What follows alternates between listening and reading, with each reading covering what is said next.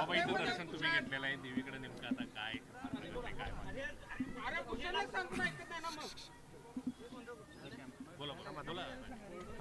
अंबाबाईचं कुलस्वामीचं दर्शन घेतलं।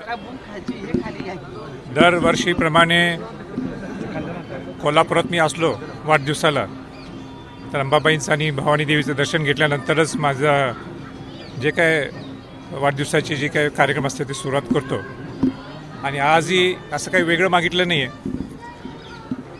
नेहमीच मी मागतो की लोकांची सेवा करण्यासाठी शिवाजी महाराजांचा आणि शाहू महाराजांचा वंशज या नात्याने जास्तीत जास्त लोकांची सेवा कसं करता येईल, जेणेकरून शिवाजी महाराज आणि शाहू महाराजांचा 1% मी लोकसेवा करू शकलो तर माझं जीवन सार्थक होईल, हीच माझी ईश्वर चरणी नेहमी प्रार्थना असते।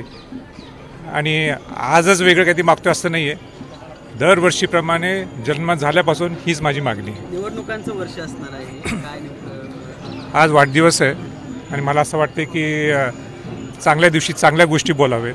आणि वाढदिवसाच्या निमित्त एवढंच मी सांगू इच्छितो की लोकांची सेवा माझ्या शेवटच्या श्वासापर्यंत मला करायची। सगळ्या अंबाबाई असतील, भवानी देवी असतील, किंबहुना अनेक सगळे देव असतील आणि महापुरुष म्हणजे शिवाजी महाराज शाहू महाराजांनी मला आशीर्वाद द्यावा। कार्यकर्ते आलेले आहेत आणि या कार्यकर्त्यांच्या गाड्या नाशिकवरून शेकडो कार्यकर्ते आलेले आहेत। नाही, माझं कार्यक्षेत्र हे पूर्ण महाराष्ट्र आहे। पूर्ण महाराष्ट्र मी पिंजून काढत आहे, आज नाही 10-15 वर्षापासून काढत आहे। आता महाराष्ट्राच्या पलीकडे देशात कसं जाता येईल याच्याकडे माझं लक्ष आहे। राजे 2 तारखेपासून तुम्ही सार्वजनिक कार्यक्रमामध्ये तुम्ही नव्हता, आता समोर आलाय